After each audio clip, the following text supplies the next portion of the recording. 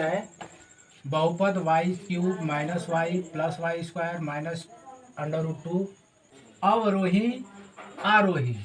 ठीक है, अवरोही आरोही। अवरोही क्या होता है? बड़ा से छोटा और आरोही छोटा से बड़ा। तो इसमें हम देखेंगे कहाँ सबसे बड़ी घात है। सबसे बड़ी घात वाई क्यूब, तो वाई क्यूब लिखेंगे। इसके बाद इससे छोटी वाली घात कौन सी होगी? Y square. हाँ, प्लस वाई स्क्वायर। फिर इससे छोटी घात कौन सी होगी? Minus y. फिर अब कौन सा लास्ट में बचा? √2। ये अवरोही हो गया। ठीक है, ये अवरोही हो गया, घटते हुए क्रम। क्या बोलेंगे इसको? घटते हुए क्रम।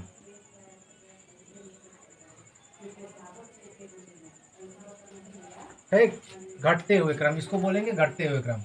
अवरोही और आरोही को बोलते हैं बढ़ते हुए क्रम। ठीक है, अब इसको देखो, बहुपद इतने को आरोही क्रम में व्यवस्थित करना है।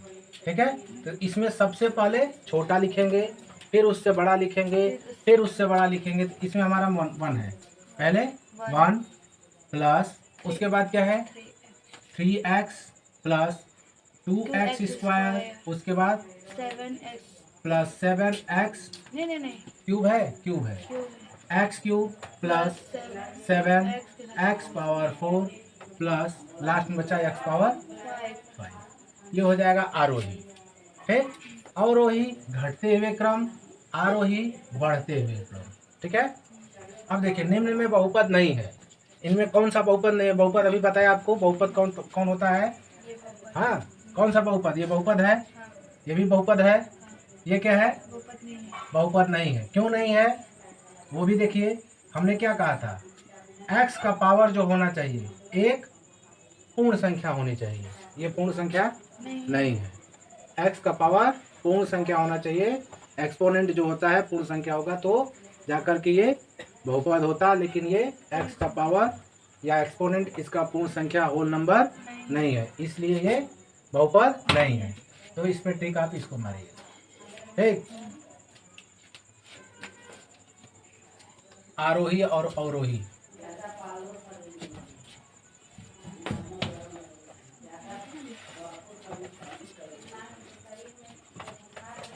अगला क्वेश्चन बताओ।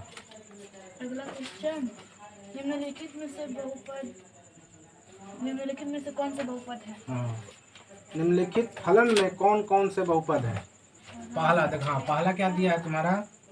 x square plus 4x plus 4, x square plus 4x plus 4। ये क्या है? बहुपद है। ठीक, दूसरा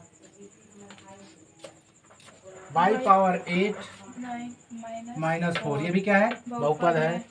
तीसरा 3x square plus √x plus 7। अब देखो ये बहुपद है, यहाँ देखो नहीं, बहुपद नहीं है। क्यों नहीं है?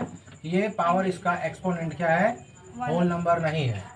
ठीक, पूर्ण संख्या नहीं है, इसलिए बहुपद नहीं है। तो कोई भी संख्या होगा, जैसे 2x square plus x plus 5, इस तरह से बहुपद दिया होगा। ठीक, बोल रहा है कि x स्क्वायर का गुणांक बताइए, x स्क्वायर का गुणांक। तो हम इसमें x स्क्वायर ढूंढेंगे। x स्क्वायर कहाँ है? यहाँ पे। इसका गुणांक क्या हो जाएगा? 2। तो इसका आंसर क्या हो जाएगा? 2। गुणांक क्या हो जाएगा? 2।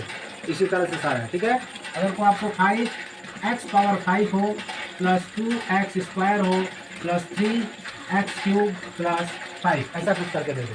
बोले आप x के पावर 5 का, x पावर 5 का गुणांक बताइए, गुणांक बताइए। तो x पावर 5 देखेंगे, गुणांक क्या हुआ? 5। अगर यही बोल दे x का क्यूब का गुणांक बताइए, तो x क्यूब देखें, इसका गुणांक क्या है? 3, तो 3 हो जाएगा। ठीक, अगला क्वेश्चन देखो।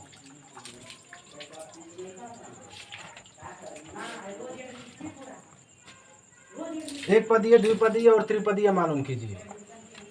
बताइए 10x क्या है? एक पदीय है।